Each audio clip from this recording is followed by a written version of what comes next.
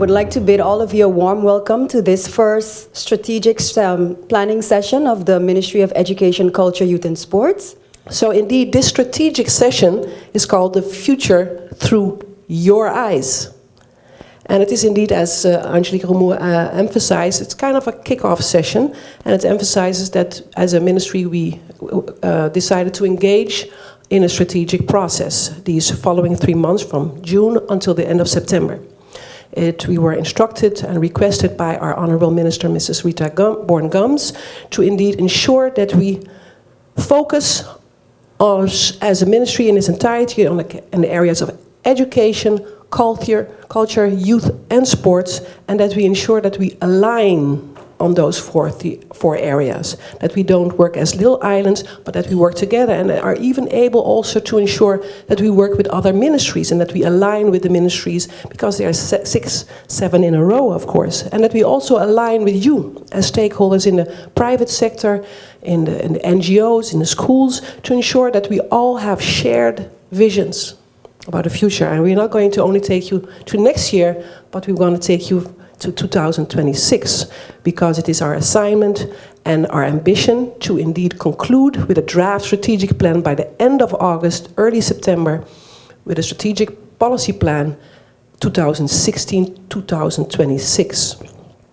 So the ambition of that strategic policy plan is to ensure synergy, to ensure that we renew what we had as shared visions, to see whether that is still aligned with your ideas and your views about whether it's education, whether it's culture, youth and sport, or whether it's our nation in its entirety.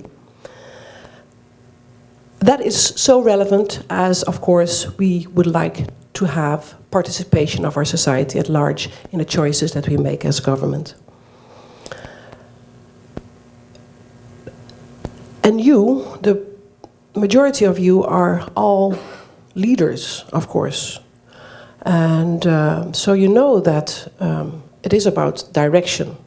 It is about choices, and more in our reality as government, but probably also in your own organizations. You know that there are sometimes feelings of senses of urgencies, sometimes influenced by circumstances beyond your control, sometimes matters related to limited resources that we all, I think, are challenged with.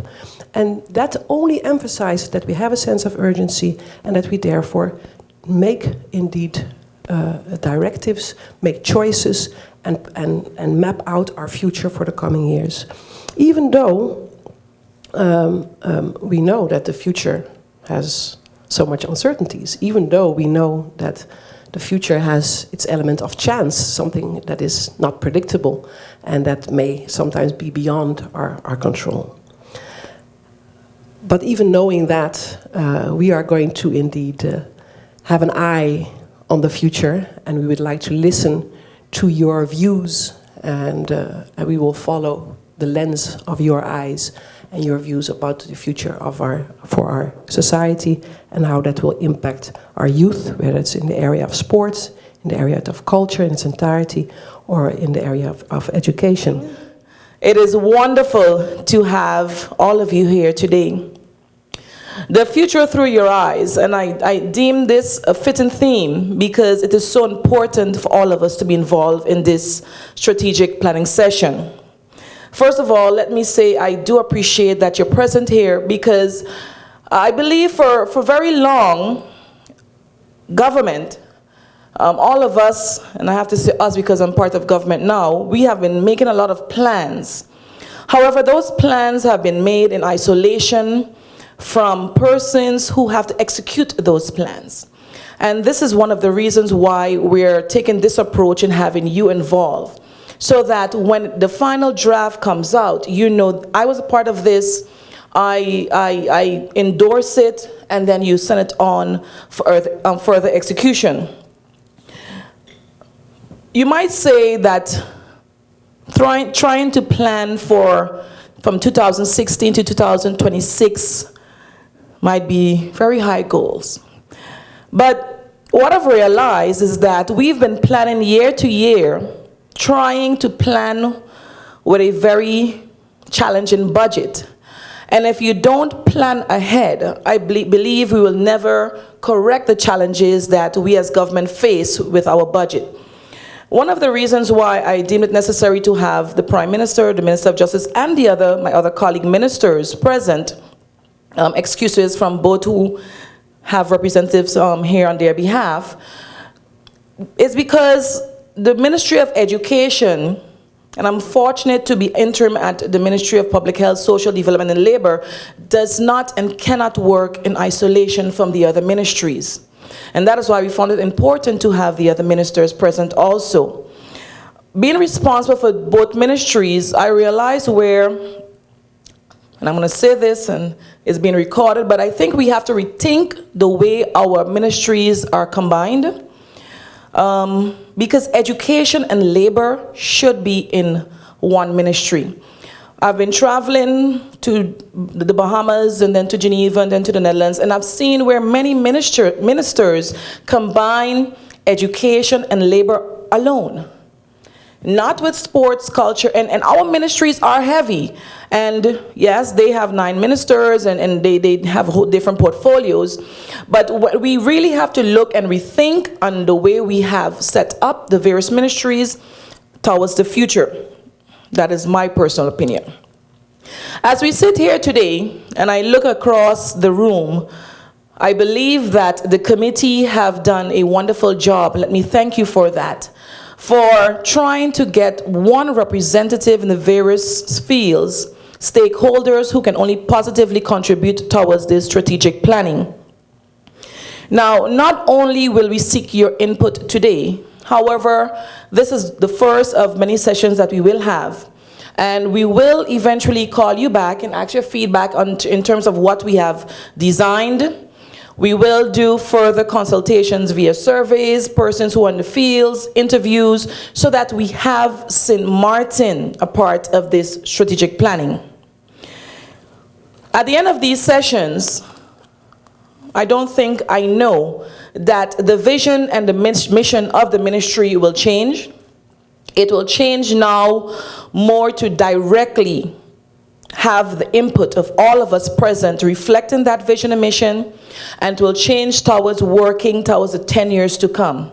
Now, though many of us might not be ministers and many of us may change positions, but I do hope that whoever take over the various roles, that they continue, because I believe lots of work will go into this planning, and I hope that they continue, because continuity is so important in order for us to grow.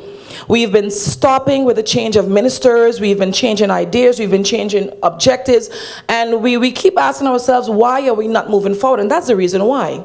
So if there's a good plan on the table, I hope that, not if, when there's a good plan on the table, and I believe this strategic plan will be as such, that whoever comes in and take over, that they continue on with this strategic planning session that we've developed here today. I would like to thank you for your presence, and I would like to thank you for the future sessions if you and when you return, that you contribute positively towards it. We have a great think tank in this room. We're going to lock the door so no one can leave. And I thank you for your contribution and for the work that you're going to give us here today. Thank you very much. Thank you very much.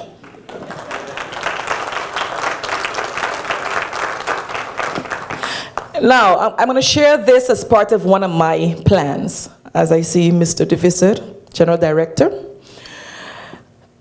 Mr. DeVisser, about 4 months ago, we were at a social event, and someone happened to whisper to him that the minister did theater. And he came up with this wonderful idea to have me do an impromptu play on stage with him. We did it at the Sundial School graduation, and we did it at the Milton Peters School graduation. Well received, I must say. That prompted me on to a further development. And as I look at the cross of these cross-section of the persons present, Mrs. Forsyth Labega, I will be contacting you, because I believe many persons in the community are presently doing theatrical plays, and for those who know Mrs. Davis Holiday, I will be contacting you, all of those persons, Clara Reyes for sure, Mrs. Juliana Shipley Hodge, I can pick everyone out of a table because these persons have been performing for years. And I'm going to use your talent to raise funds. And I know persons will pay dearly to see dignitaries like the Prime Minister on stage, even if you have one line. And we will donate these funds. We will donate these funds to an organization that can well benefit from it. I would like to invite the Prime Minister and the Minister of Justice after. Prime Minister, I welcome you, invite you to the stage. I would like to say a few words in terms of how you see the ministries for which you're responsible for collaborating in this strategic planning and throughout the years with the Ministry of Education, and I'm going to claim the Ministry of Labor also. Please come. I've been around business of government long enough to have learned that there was a trap being set for me this morning. Anytime you got your entire staff, from the chauffeur down to the secretary, and then you got the rest people in education and VSI, everybody remind you, Monday morning, grade B, 8 o'clock. I said, Monday mornings, 8 o'clock, belongs to the Minister Plenipotentiary. That's when we have our weekly talks. No, Prime Minister, you got to be there. So I understand what it is now. I had to be here to hear that I'm going to be part of a play, which I've never done. I've never done theater, even though it is said that being in politics is theater. But anyway, good morning. Good morning. I'm glad to be here to say a few words. And I was very impressed going through the board, the little booklet on the table this morning. And I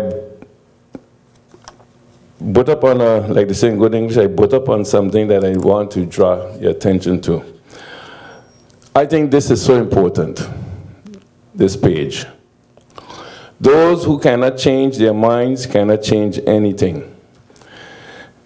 Two ram goats on a hill butting with each other, and they fighting. And this was said by George Bernard Shaw.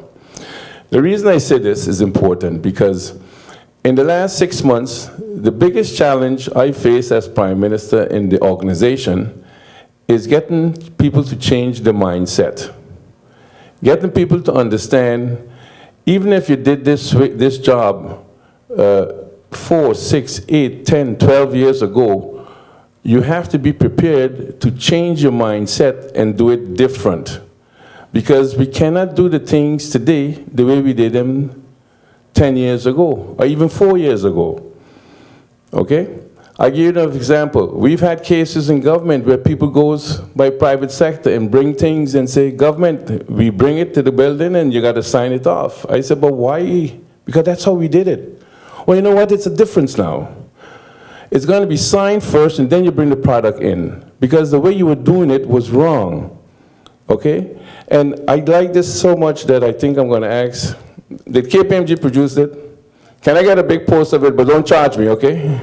Okay, but this is so important, and this is where we got to start, I think, and that's why it's important to change the mindset of those that are doing things, and that otherwise we're not going to get anywhere. The other thing I want to comment upon is that the future through your eyes. I think we can only see the future through the eyes of another generation. You know, we cannot continue, as I said before, doing things the old-fashioned way. The world is changing, everything is changing, and we have to adapt accordingly. The third thing I want to touch on is what we've been preaching from day one. This country, in every facet of it, needs stability, and we need tranquility throughout the island, throughout the country, throughout society. It makes no sense of us sitting here and strategizing and coming up with ideas, and 6 or 12 months from now, it's changed and different players come in. So we need, seriously, we need the stability in our political atmosphere, in our political climate. We cannot continue. And I just hope, I preach this every day to those, the decision makers, let us say in Parliament, those are the finals, but that's what we have to bring across.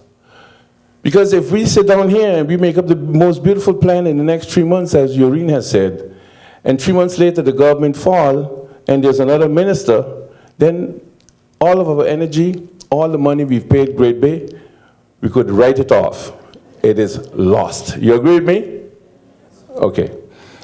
I would like to wish you all much success. How this, as the Minister of Education asks, how we see this with other ministries, this is very important for all the ministries. All the ministries, in fact, for the whole island, because we are talking about the future, we're talking about education, we're talking about young people, and I can't remember the good gentleman's name. Can you remind me his name? Sharmina? Yes. That gentleman came to the Council of Ministers, and I promised Sharmina we're going to bring him back here. We're going to find the money somewhere to pay for him to come back. But he came to the Council of Ministers and spoke and had everyone really thinking. And weeks later and months later up to today, I still hear what he has said. If we want to build this country, we have to start by the children. We got to build the children, because if we don't build the children for tomorrow, we will not have a country tomorrow. So this conference is important for all the ministries, because all of us are interconnected. And the minister voiced her personal opinion, but it's not her only personal opinion. We are looking really seriously with the experts to find a way to change up the ministries as the minister proposed. Because we have to be honest with each other and get away from that old thinking and start thinking progressively to link what has to be linked with each other. Trust me, that has our attention. I wish you much success. I will wait the results next week. I would now like to invite to the stage my colleague minister and Minister of Justice, Dennis Richardson. Please come.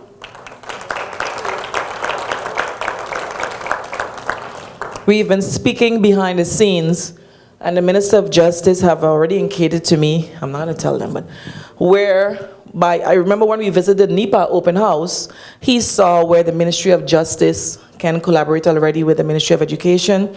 So we have started those talks already. Okay. Thank you.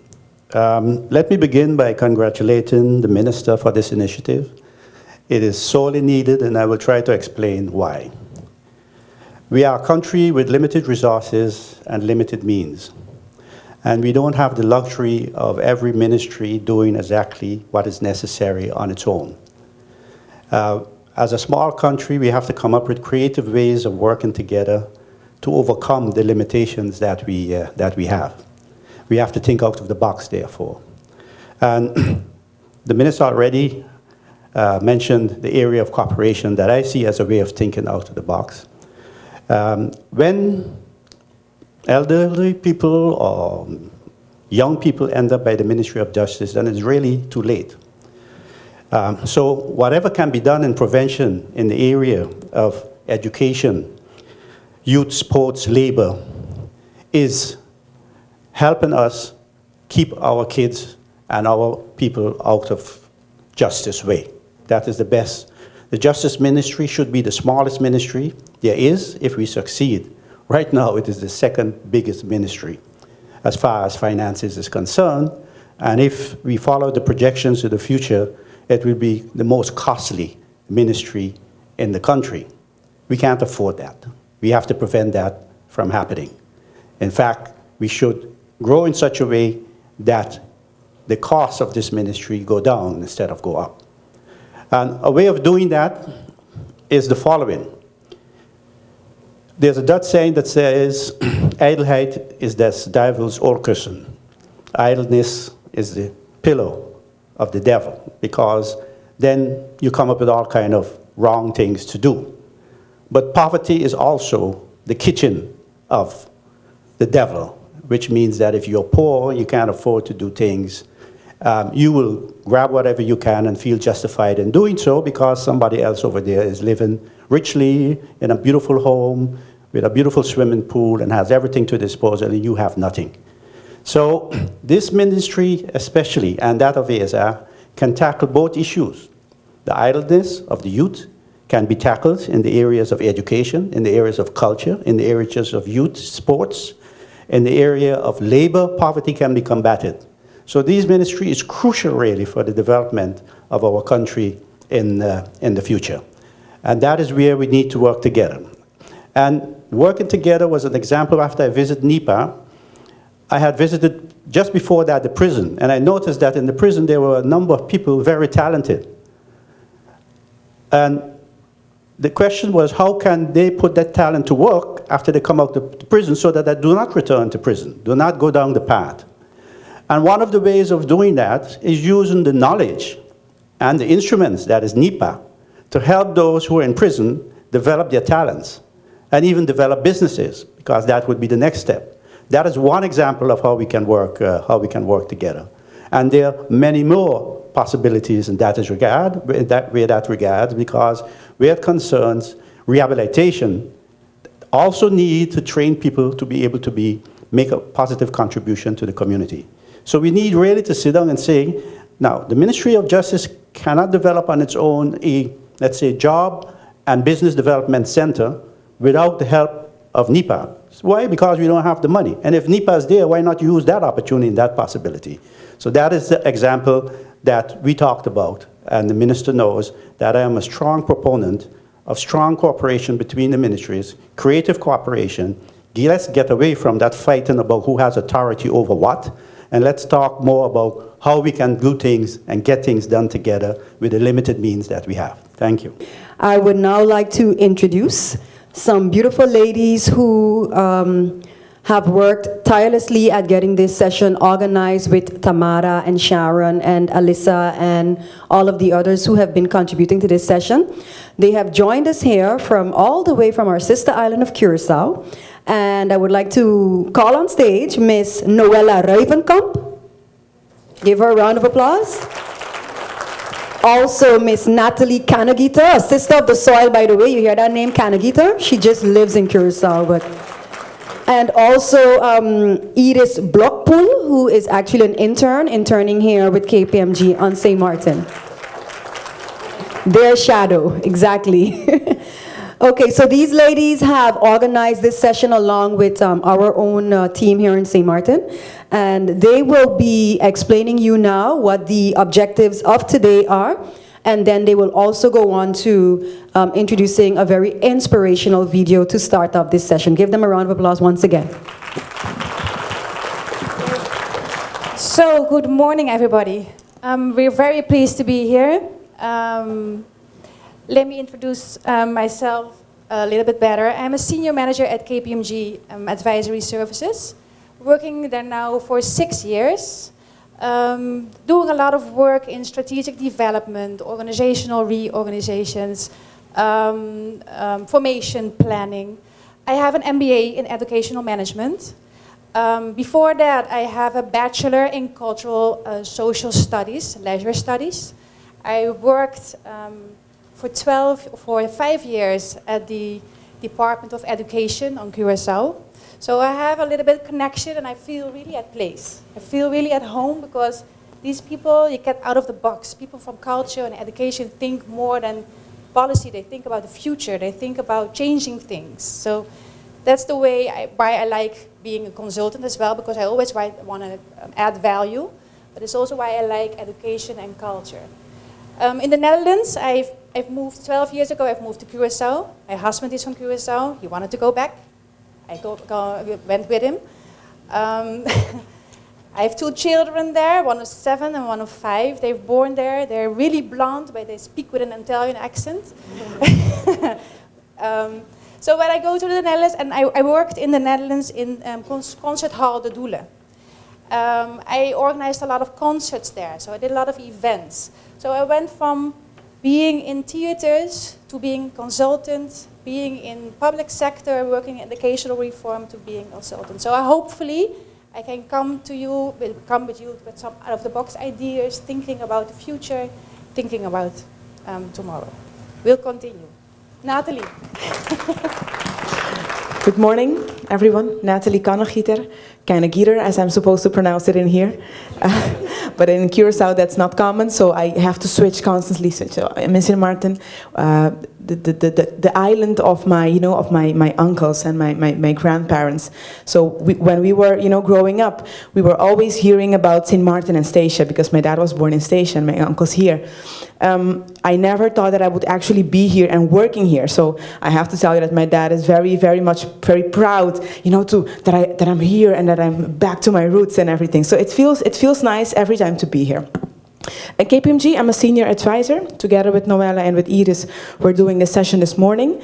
It's for us a pleasure to be here and having all of you, having a full room of inspired people working with and for the future, the youth of tomorrow. So very happy to see all these faces. Yes, Iris. Good morning, everyone. Well, as understood, I'm a trainee at KPMG. I'm here for 5 months on the island. So far, enjoying it a lot, and also learning a lot from KPMG, so I'm very thankful for the opportunity. I'm looking forward to this session, and I think we will get a lot of inspiration and, good thinking. So.